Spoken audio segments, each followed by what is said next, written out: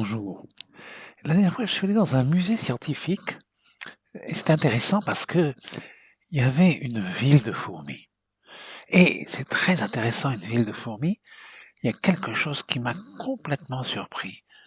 Il y avait un endroit dans la ville de fourmis qui était spécial, où il y avait des... Ah, faut pas que j'oublie. N'oubliez pas de me liker si ça vous plaît, de vous abonner, de faire abonner, de transmettre, etc., etc. Voilà. Comme ça, je l'ai dit parce qu'on me dit souvent que j'oublie de le dire. Alors donc, dans cette ville de fourmis, j'ai l'impression qu'il y a un coin où il y avait comme ça, comme des espèces de restes noirs, comme ça. Je sais pas trop ce que c'était.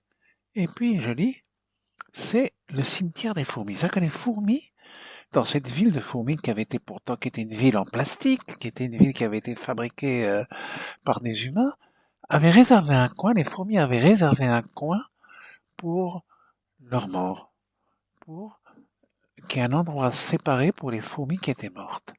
Alors, je ne sais pas comment ça se passe dans la nature. Là, c'est un endroit où elles sont obligatoirement enfermées, c'est-à-dire que leur nature devient limitée. Elles sont dans un monde totalement fermé, mais dans ce monde totalement fermé, elles ont réservé un coin pour leur mort. Et ça, c'est le début des religions. Dans le début des religions, il y a la séparation de la mort.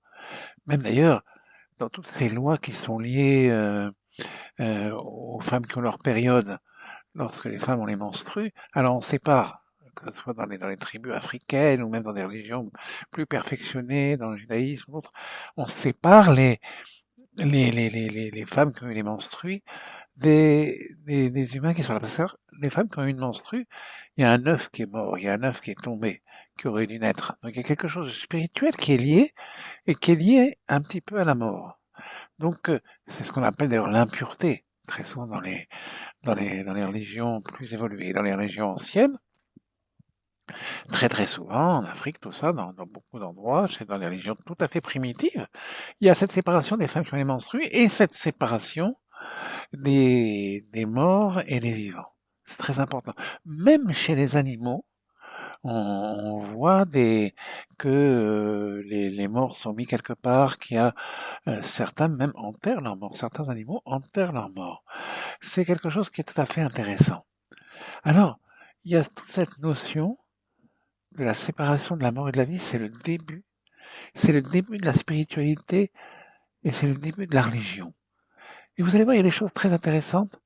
Je vais vous raconter ce qui s'est passé lorsque je suis allé une fois dans une église et puis je suis allé dans un genre de monastère tibétain ou je sais pas, c'était bouddhique en tout cas. Et il y a eu une sensation étrange qui m'est arrivée. Je vais vous en parler dans la prochaine vidéo, parce qu'on me demande de faire des vidéos plus courtes, alors je vais faire un effort de faire. Mais rappelez-vous ça. Donc la première notion, puisque là on va faire plusieurs vidéos sur, sur la religion, la spiritualité, la naissance de la spiritualité, la première notion de naissance de la spiritualité, c'est la séparation de la mort et de la vie, et aussi cette continuation de la vie après la mort. C'est très important, vous verrez.